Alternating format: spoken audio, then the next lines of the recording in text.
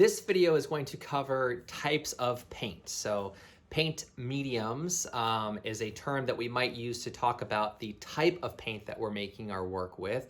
That might include oil paint, acrylic paint, watercolor, gouache, tempera, egg tempera, casein. There's a bunch of different kinds of paint. There's also a term that we use within painting mediums. The word mediums also might refer to what we're using to mix into our paint to change the working properties of the paint itself, maybe to thin it out, to change its surface quality, whether it's glossy or matte. A medium could also add texture to your paint. So when we say the word medium, we might be talking about more than one thing. And typically, it's just within those two contexts that we use the word medium. But as you'll find, some of these things are interchangeable. So let's go ahead and just jump right in, and we're going to start with oil paint. Oil paint. Okay, so what is oil paint exactly? Oil paint is a type of paint that is made with dried pigment like this. As you can see, this is a small container full of a dry pigment for the color raw umber. That is also the color here. Now these are two different brands, but they are the same color. Chances are they are going to be somewhat similar, but even between brands, you might find some variability and inconsistency. But all paints require pigment that starts off as a dry pigment. So oil paint takes dry pigment and linseed oil, which is a oil that is made from flax seed. This is what it looks like when it has been refined. You can buy linseed oil as a medium to mix into your paint and to dilute the paint even further. However, by doing that, you also are going to extend the drying speed of the paint. But in each of these tubes of paint are dry pigment and linseed oil, and that's pretty much all that's in both of these paints. Now, some paints, typically we see this in the sort of student level paint, the entry level paints, also will have what we call fillers in them, and that's a way to cut down some of the cost by removing some of the pigment that you'll have in the paint, whereas the higher level paints, the artist grade paints, typically have more of the pigment, no fillers, and are usually just mixed with a linseed oil vehicle. Now, there are some paints that are mixed not with linseed oil, but with walnut oil. One of the main brands that supplies oil paint and produces oil paint is a brand called M-Gram, and the majority of their oil paints are mixed with a walnut oil, as opposed to a linseed oil. So when you're looking at buying a tube of paint, one thing that you should start to do is read the back of the labels if you don't already do so. A lot of times we'll just go to this art store and we'll look for the color that we want that fits within a budget that we have, and we'll grab the paint and we'll walk out the door. Now, it's not a problem if you use walnut oil-based paints and linseed oil-based paints in the same painting or on your palette. It might be something to keep track of, though, if you are using one of the oils as a medium in your palette. So I just wanted to point out the fact that most paints, more often than not, in the oil paint genre are made with linseed oil. This is sort of the standard for oil paint. However, there are some paints out there that are mixed with walnut oil. There are some paints that are mixed with safflower oil as well. But like I said, more often than not, you'll find linseed oil as the vehicle for the paint. And the reason we call it a vehicle is because we think of the paint color coming from the dry pigment. Now, to create the paint that moves and is able to change its form through a liquid and through different viscosities, we need something that'll move that pigment around. So we call it a vehicle. And looking at your paint, that's how it's always going to be labeled, as a vehicle. Something else to think about when you're looking at the label is something called light fastness. Now, what this refers to is the level of impact that UV rays and the effects of direct sunlight and exposure to sunlight is going to have on your pigments or your painting once it's finished. Now, some pigments are known for being not quite as light fast, and then we have some pigments that are really light fast. And what you would prefer to have is a pigment that is not going to change very much when being exposed to the sun. So all of that information is on the back of your tube of paint. The lower the number of light fastness, the greater the resistance to the effects of sunlight are going to be, and there's less of a risk that your colors are going to fade or change drastically just by being shown in sunlight or direct sunlight. That's something to really keep in mind, because most of the time we display our paintings not behind glass. Now, when you are working on paper, or you choose to frame your artwork behind glass, you have the ability to help protect against some of those effects of UV light by having UV filtered glass to help protect your artwork. But since we're painting without glass, you have to be a little bit more mindful of some of those things, especially if you want your artwork to be around for a long time. Now, the other bit of information that is typically on a label is the pigment information. And this is something that most artists don't really keep track of. Some people choose to pay close attention to these things, but it's here if you're interested. It'll tell you the actual pigment code for each color. And it is kind of fun, because sometimes you'll find a new color that is not a sort of, I would say, traditional color like cobalt blue or yellow ochre. Companies sometimes come out with these sort of specialty colors that you can buy, and in their pigment information you can sometimes match the pigments that they're putting into that new tube of paint that are coming from other sources of pigments, or pigments that maybe make up one of the traditional colors. I'm not saying that you can make the new pigment from your set of paints necessarily, but a lot of times it kind of helps us to connect the web of where pigments come from, how they're used to create different colors, and just to become more familiar with what we're using. Okay, so that's basically what goes into making oil paints. Now, something to think about is the relationship between oil and water, because the rest of these pigments that I'm going to show, or the other types of paint I'm going to talk about, are all water-soluble, water-based types of paints. And oils and water are opposites, right? They do not mix. So if you're choosing to work with oils, I highly, highly encourage you to remember that water-soluble paint is not going to help the curing process of oil-based paints. Oil-based paints take weeks, months to dry, sometimes even years, depending on how thick your paint is on your surface, to fully cure and oxidize. And if you paint with an acrylic paint on top of a layer of oil paint, it's going to disrupt that ability for the oil layer to cure properly. And that's what happens when we look at paintings that have cracks on the surface. Typically it's a disruption, or it's an issue with the way that the oil is drying underneath the surface. So that gets into another tip, or another general rule that oil painters follow, which is this idea to work in what we call fat over lean, or thick over thin.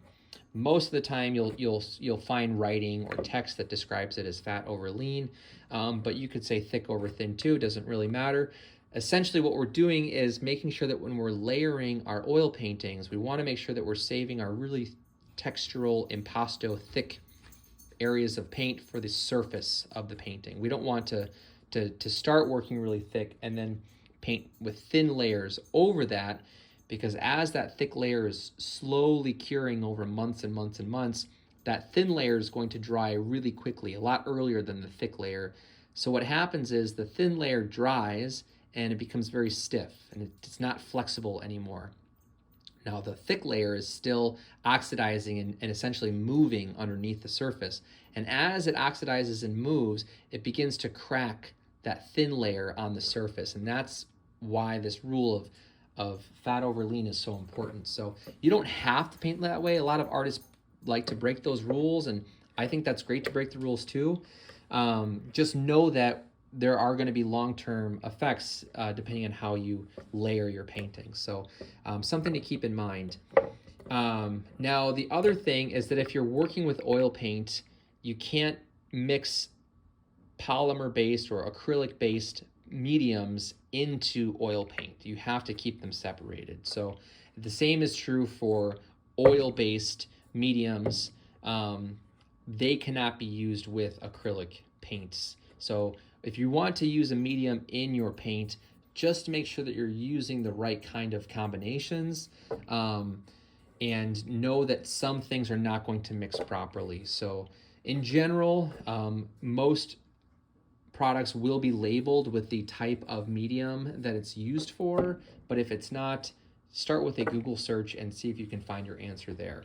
You don't have to use a medium to change your oil paints. Now, to clean our brushes or to thin out oil paint, most artists will use what is called Gamsol, which is a odorless mineral spirit. And this is what we use in the studio.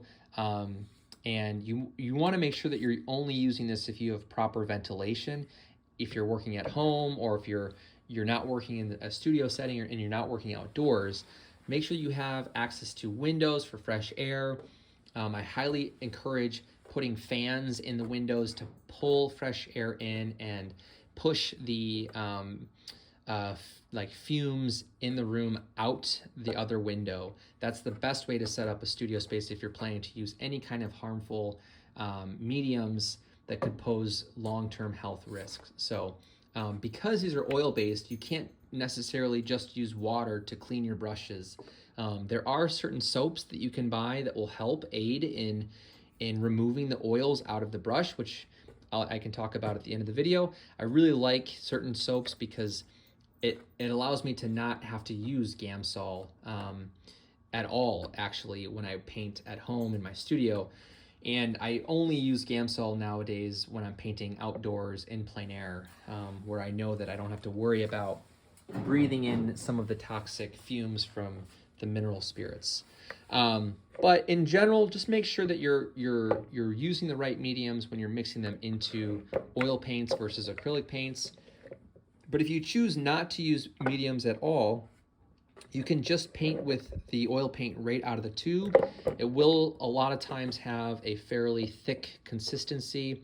That's why some artists like to use mediums like linseed oil or walnut oil, or the Gamsol, to help thin it out and make it a little bit more mobile. But you don't have to do that. So just keep that in mind as well. But that pretty much sums up the oil painting portion of the video. If anything else comes to mind down the road, I think I'll probably just make a second video that gets into some different details that I did not cover today. So let's go ahead and keep moving and talk about acrylic paint.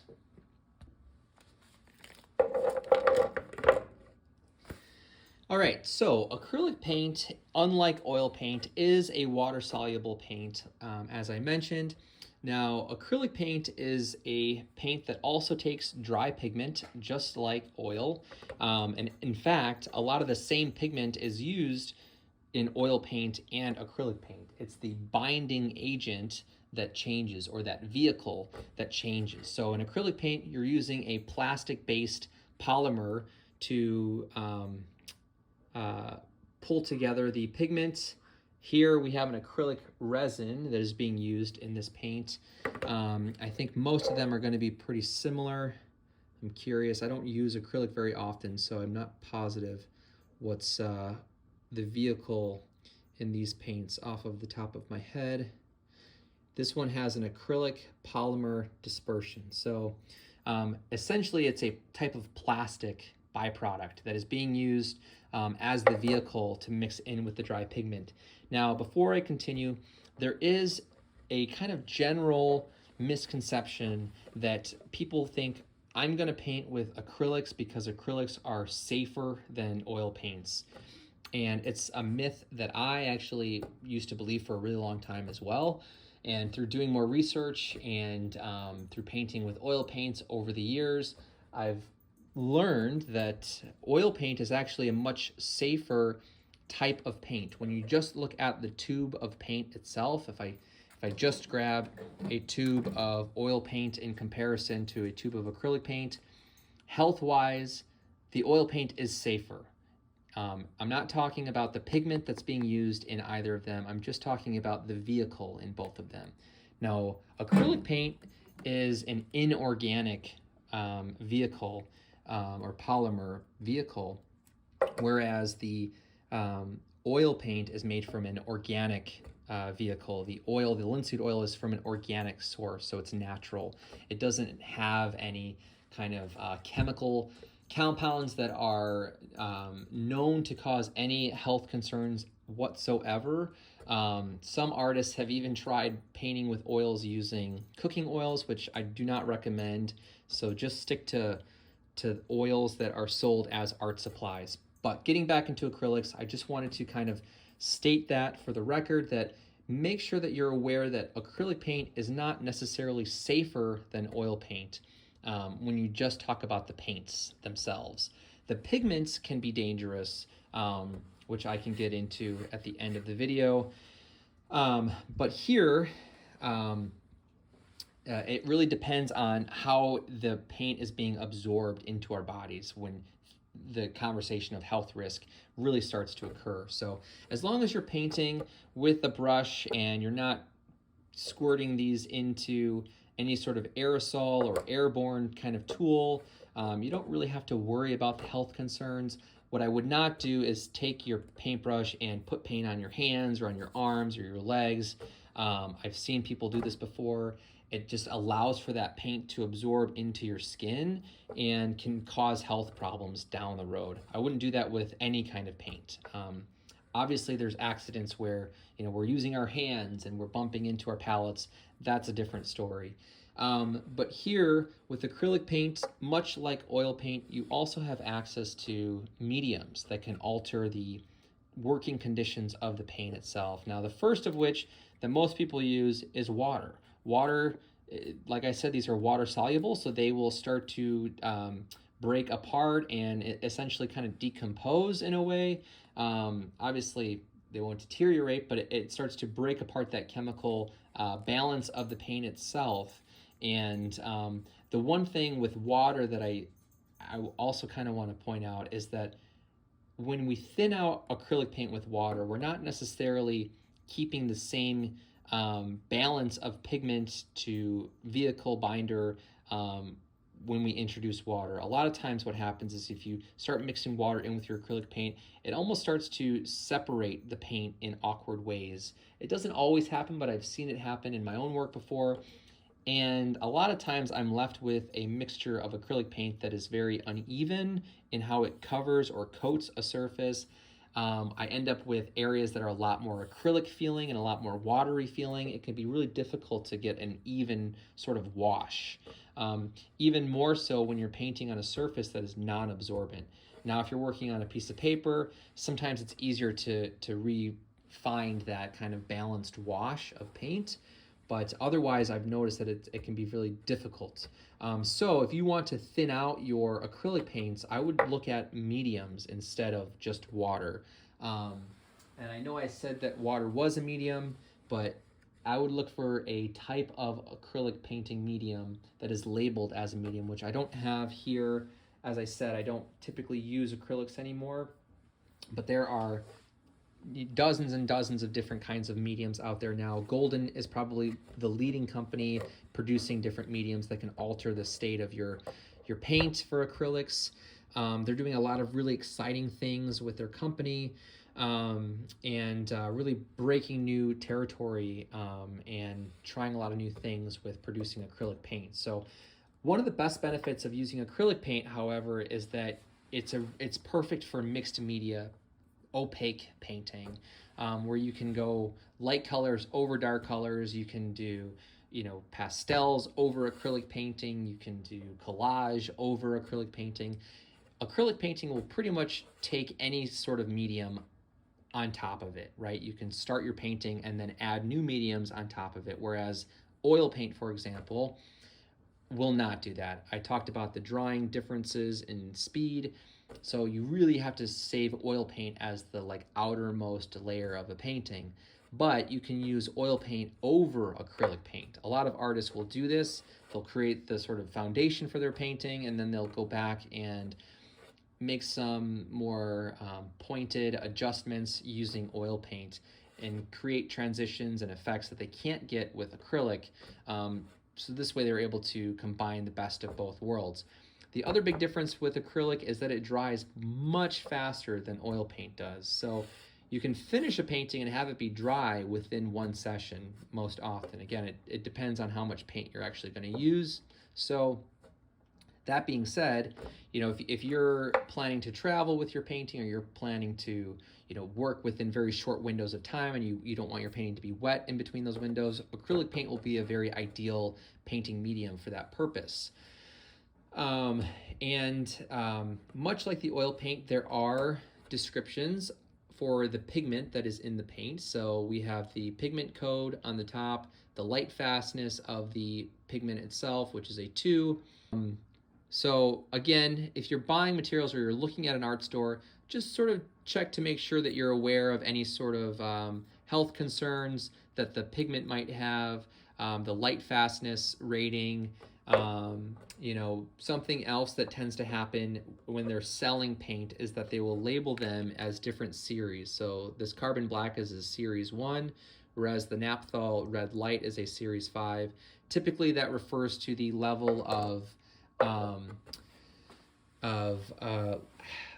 don't know if like the rareness of the pigment is the right word here, but essentially it'll alter the price of the pigment or the paint when you buy it. Typically, the higher the number, the more expensive the pigment or the paint is going to be. Most often than not, that's what I've seen in art stores. So, you know, that's another thing just to be aware of and what that number means. And then, yeah, beyond that, I mean, acrylic paint is really useful. It's again, easy to clean up because you just wash everything with water on your palette. A lot of times you can just sort of peel off whatever's left on your palette once it dries. So it's very easy to use, very easy cleanup. You know, again, be smart about the paint that you're using. Really, it's a lot of times the pigment itself that can be very harmful, and the mediums that we're using that can be harmful. The other thing is, as the paint is curing, much like an oil paint, it is releasing various gases and fumes as the paint is oxidizing. It's nothing to be too alarmed about. However, it is something to be aware of, right? If you're painting at home in a closed off room, just be careful about sleeping in the same room as, you know, paintings that are oxidizing, and just know that they are releasing chemical sort of vapors made from plastic as they're drying. And once paintings are dry, they're typically not harmful anymore. But this is, again, one of those reasons why eating in the studio is not a good idea. You know, it's just best to practice, you know, safe habits when we're working. So that's pretty much all I have to share about acrylic paints. There are a lot of different kinds of acrylic paints. There are some that are a heavy body. They're a lot thicker consistency. There are some that are more fluid consistency, which allows you to work closer to watercolor and not need so much medium to thin the paint. So that's another thing to kind of think about if you're going to be purchasing acrylic paint. Ask yourself, do I like to paint in thin layers like a glazing process where I'm working in transparent layers? Or do I want to work with really thick impasto paint? And typically the type of paint that you're going to get is going to allow you to achieve different effects much faster, much easier, and in the long run, you'll start to see different sort of financial effects from this process as well. So Just make sure that you're thinking about some of those factors when you're making purchases for art materials. So, all right, now I'm going to talk about watercolor paint. So here we have my watercolor paints, a selection of them, and a watercolor palette that has seen some better days. I first picked this up as an undergrad student a little over 10 years ago now, and it did the job when I really needed it to. I don't really use watercolor very often anymore, as you can tell by the state of the palette, but the way that I would use this tool is I would squirt the wet watercolor paint out of these little tubes, which is the standard size for most watercolor paints nowadays. Since you're using a lot of water, you don't really need a lot of paint. The other way that you can purchase watercolor paint is in the dry pans, kind of like the sort of plastic little palettes that we would get in grade school. You know, that's another form of watercolor paint. I prefer to get the tubes like this because it allows me to customize which colors I like in the palette, and you can choose from, you know, dozens of different pigments nowadays. One thing you'll notice is that as the paint dries, sometimes it will sort of break apart out of the palette, which became very problematic. And when I would use this often, like every day or every other day, I wouldn't see certain pigments falling out very, very frequently. Most of the time they would stay kind of in their little lower, deeper end of the dish that they're in currently. So if you choose to work with watercolor paint, you will need also to have a palette. Again, these kinds of palettes are really nice, especially when they're still new and they don't have, you know, broken hinges and things like that. Because of their size, they're very transportable and mobile. They're not too expensive. And if you're a watercolorist, it helps to have a palette that is consistent. Another thing that you can use, which I don't have, are the porcelain little palettes that have wells in them. And you do the same thing. You squirt your wet pigment into them and you take water, and you can kind of create your diluted paint mixture to the ratio that you like and leave them in each little pan. I've seen a lot of artists work that way. I don't typically see artists use them and allow the paint to dry out like I would, or other artists would in a palette like this with the sealed lid. So that's something to kind of think about and keep in mind. Now, watercolor paint itself is similar to acrylic paint and oil paint, where we have our dry pigment that is then mixed with some sort of vehicle. Historically, and I think still today, most watercolor paint is mixed with a binding agent that is gum arabic. And I don't exactly know what that is, to be honest with you. I like I said, I don't really use watercolor paints very often anymore. I know some watercolor paints will also be mixed with honey occasionally to give them a little bit more of a, buttery isn't the best word to use, but you know, a sort of smoother kind of consistency. I think that also helps, probably, if I had to guess, with the way that the pigment is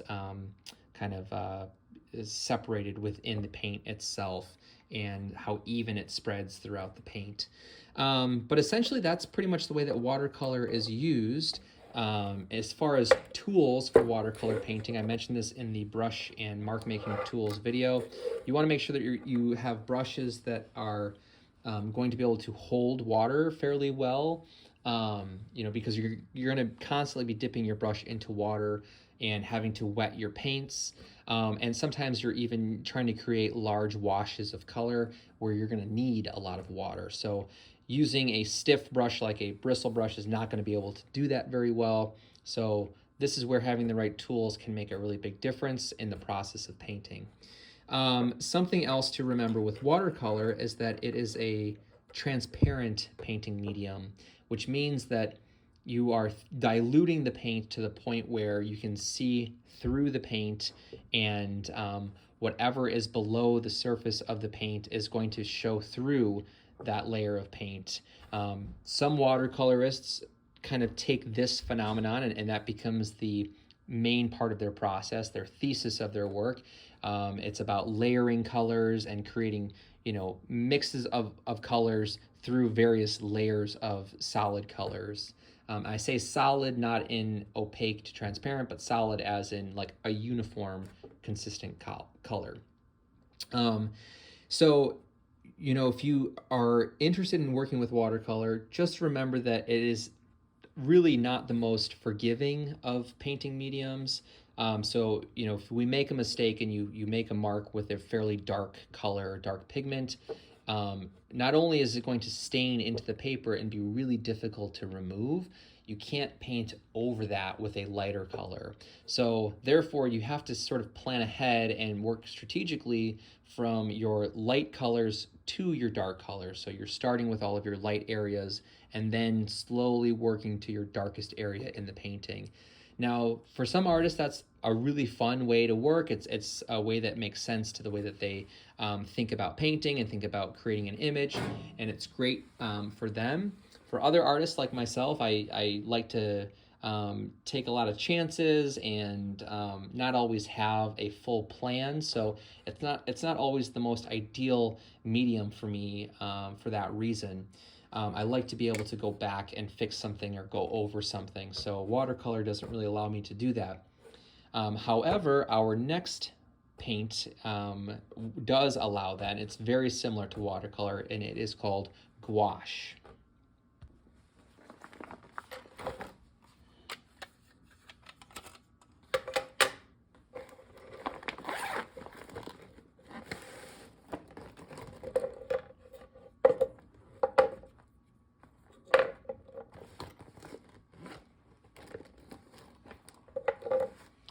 Okay, gouache. What is gouache? First of all, this is how gouache is spelled. This took me a long time to learn that this was how gouache was pronounced. Gouache is very similar to watercolor paint. The biggest difference between watercolor paint and gouache paint is that gouache is an opaque watercolor medium. And what that means is that you can paint your colors onto your surface and totally hide the white of your paper, which I have a little bit of paint on my finger. The white of your paper, whereas in watercolor, you're trying to preserve the white of the paper because that is your brightest value that you have access to. Here, you can work light to dark, dark to light, and vice versa throughout the entire process. So it's much more forgiving than watercolor is, and it allows you to not necessarily have a plan in how you want to structure the layers in your painting. Now, it's similar to watercolor in that it, first of all, often gets packaged in little tubes like this. It also is made with dry pigment. I believe it also has gum arabic in it, if I'm not mistaken. I don't know if this will even tell us the ingredients here. I don't think it will. Some of them are still made with honey, like I was talking about earlier. So those are some of the biggest differences. Much like the acrylic and oil paint and watercolor paint, you can also find a lot of the classifications and details about the pigments that are in the paints, which is very helpful as well. So when you're using gouache paint, you can squirt it out onto a temporary palette or one of those porcelain kind of dish palettes like I was talking about with watercolor. I prefer to squirt mine into a travel palette, this little metal one with little, I'll bring this up here, with small pans, these little plastic pans that can actually pop in and out. If I had extra ones, I could adjust them and slide them around, but I don't have that many colors, and this seems to do everything I need, so I don't often use that feature, but what I like about this is the size. It's very small. The whole thing, when it's folded, fits right into the palm of my hand. This brand especially makes ones that are various sizes. On the bottom, they often come with this little ring to have your finger go through, and then you can easily hold your palette just using one finger. If you were standing and painting, I don't usually do that, but it's a nice feature to have as well. And then you have a few different areas for mixing your colors, and as you can see, I haven't cleaned this in a while, so it's a pretty handy palette. There's other brands that make these. Now, something that I should mention is that most people who use gouache, they only work with it while it's wet. A lot of times this is how the paint is advertised. I've only met a few other artists that do what I like to do, where you squirt it into a pan and you're allowing it to dry out completely. You're resaturating it when you're ready to paint. I personally have had no issues with my paintings having any kind of negative effects through working this way. It's possible that maybe down the road there's something that could have caused an issue by working this way. But if you choose to work in the way that most people do with gouache, typically what will happen is someone will take a paper towel like this, and they will really saturate the paper towel, and on your palette you can then squirt your gouache paints onto the wet paper towel. And what that does is it allows the paint to sit there for long periods of time without drying out quickly. The paint will start to absorb the water out of the paper towel, and it'll keep it moist for much longer. So that's how most people tend to use gouache. You can try it either way.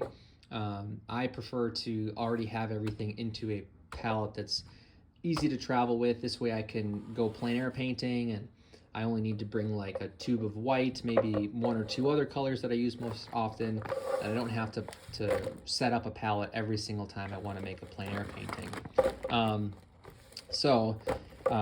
The other thing that's nice about these smaller tubes is that they take up a lot less room than the larger tubes that come with other styles of paint. So these smaller ones are quite a big difference than what are available in acrylic and oil paints.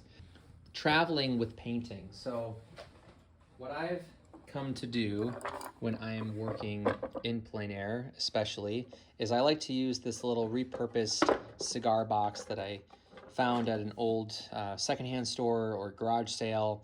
I've kind of customized it to be able to attach to a tripod that actually just clamps around this piece of maple that's glued with a two-part resin glue, and then I cut out this little hole for my thumb. If I wanted to just hold it instead, I can open this up and sit here and make my painting. And with the size that this box is, it's really easy for me to hold my travel palette box.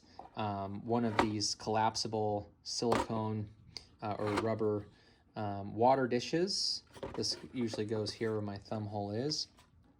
I'm able to fit in a few pieces of paper towel, my tube of white paint, and most of the brushes that I like to bring, which I didn't necessarily get into the details of watercolor and gouache brushes during the brush video, so I'll just quickly talk about those here. I've mentioned a few times though that it helps to have brushes that will hold quite a bit of water.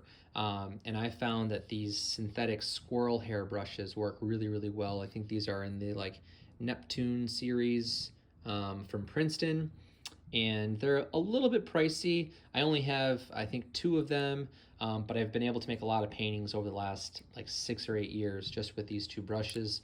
And again, they're not real natural hair from squirrels.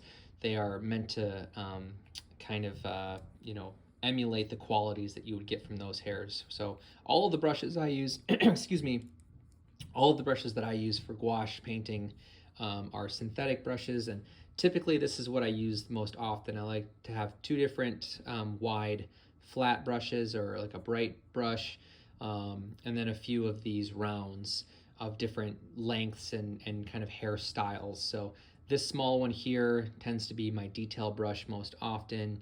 This is sort of like a mid to detail brush, and this is a brush I like to use when I'm really laying in big areas of paintings with marks, and then the sort of block in stage happens with with my flats most often. So if you're interested in getting into gouache or watercolor painting, if you just had these couple of brushes, you'd be able to make plenty of paintings that were, I would say, 8 by 10 inches or smaller. If you were going to make anything bigger than that, I would definitely recommend using some larger watercolor hair brushes, something like this.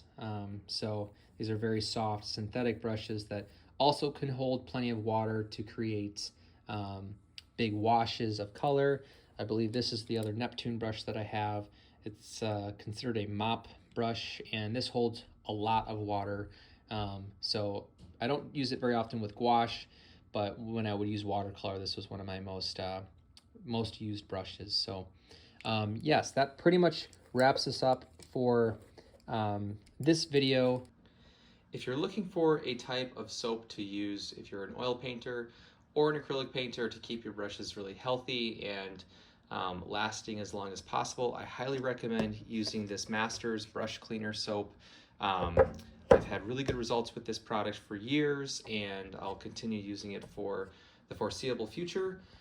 It's really easy to use. You just lather up your brushes with the soap and water. I always like to wear gloves when I'm cleaning my brushes just because of the pigments in a lot of my paints. Another soap that I've heard artists using and really enjoying is called Murphy's Oil Soap. Those are the two that I can speak to either from my experience or from artists that I've talked to about this subject. So definitely check out Masters Brush Cleaner. I don't think you'll be disappointed.